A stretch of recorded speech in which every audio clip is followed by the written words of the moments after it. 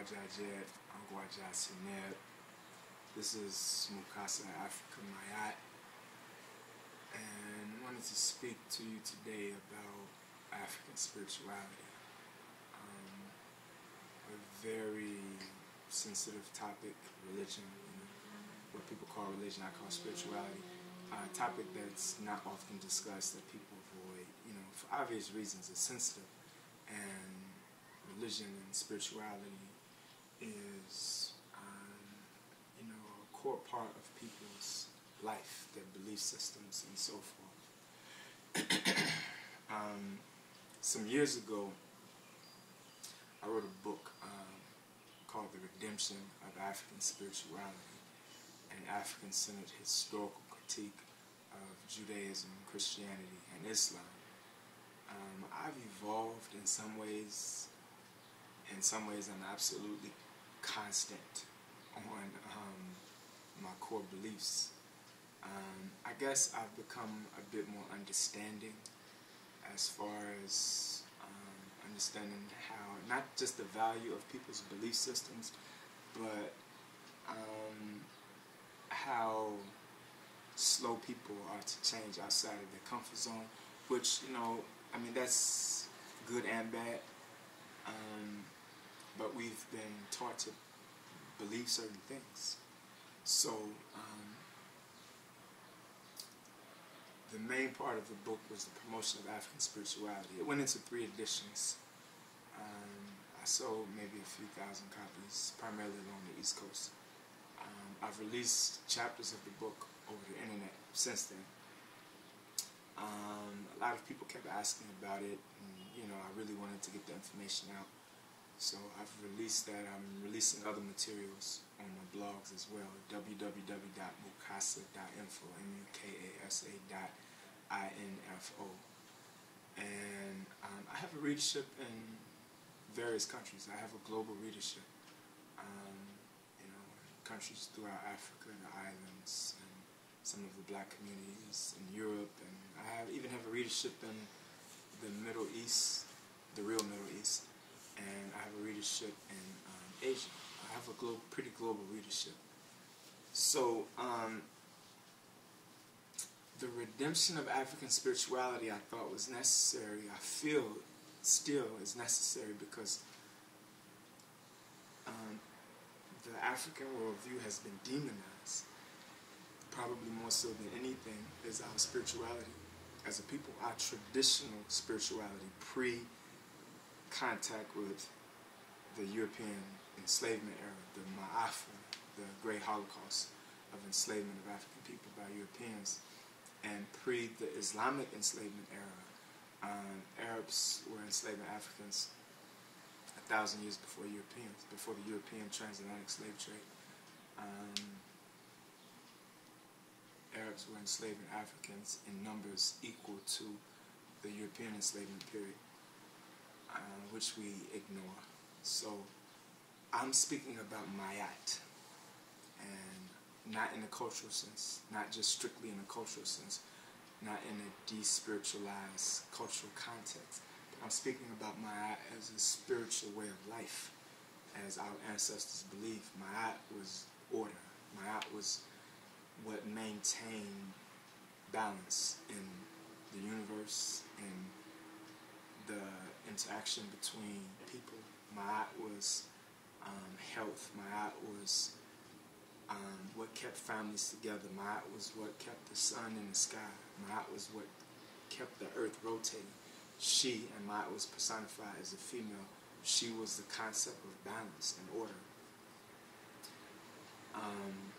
That was the core of the Nile Valley spiritual worldview. And that's what I believe. I believe it for a number of reasons. It makes the most sense to me.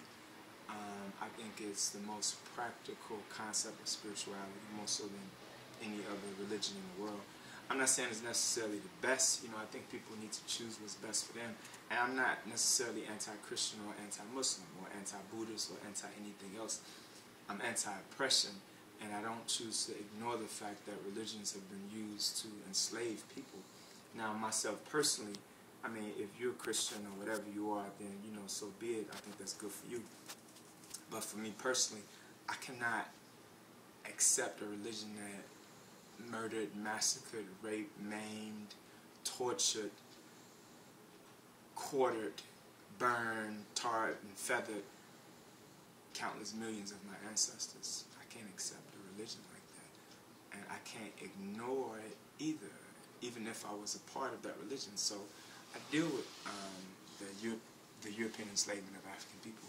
I, of course, also have to deal with the African resistance to that enslavement. But I can't ignore the Islamic enslavement of African people either. I think it's a travesty that Muslim brothers would call Europeans white devils because Christians enslaved our ancestors, and then call Arabs our brothers when they are just as racist and hateful, and their ancestors have committed the same atrocities. So when I speak of African spirituality, I'm talking about Mayat. And Mayat was transmitted from generation to generation by the Sbayt.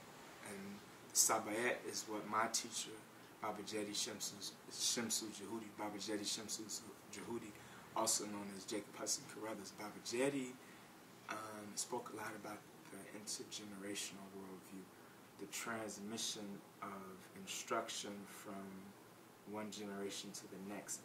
It's not just teaching, it's a sacred calling. It was considered sacred that we would transmit wisdom from the ancestors to the present, and that we, those of us who are in the living today, had a responsibility to transmit wisdom to the future. That was called the Sbayt. It was called the instruction. So we had an obligation to do that, but we also had an obligation to transmit Medu-Nefer. Medu-Nefer is good speech. White Egyptologists translated it as eloquent speech or articulate speech, but the Medu-Nefer, it meant that we spoke Mayat, we spoke goodness. Our language was given to us by the Creator, and righteousness came out of our mouth. We spoke Medu-Nefer. But we were only able to speak it because it was a core part of who we are. We practiced Mayat, so we spoke Mayat. It's a text called the Medu-Nefer of Whmy-Msu. They translated it as the eloquent peasant, but Whmy-Msu, he was done an injustice, and instead of cursing and speaking bad speech and evil, he spoke Medu-Nefer. He appealed to the authorities in human form on earth, and then he appealed to the Necharu, to the divine. But the Whmy-Msu, the pharaoh, wanted him to keep talking because he spoke Medu-Nefer. It's another text called the Sbayt of Ptah-Hotep, Sbayt Net Ptah-Hotep, the instructions of Ptah-Hotep, where a 110-year-old elder is speaking. He's giving Sbayt to future generations. He's speaking Medu-Nefer, and he's giving Sbayt instructions to future generations. So these are just some of the sacred texts. And I'll be remiss if I did not mention the prophecies of Nefertiti, the seer Net Nefertiti, the prophecies of Nefertiti, which is a great text. And I'll come back to you in a second. We're going to do a part 2, and I'll go into some detail about the Sbayt, the seer Net Nefertiti, the prophecies of Nefertiti.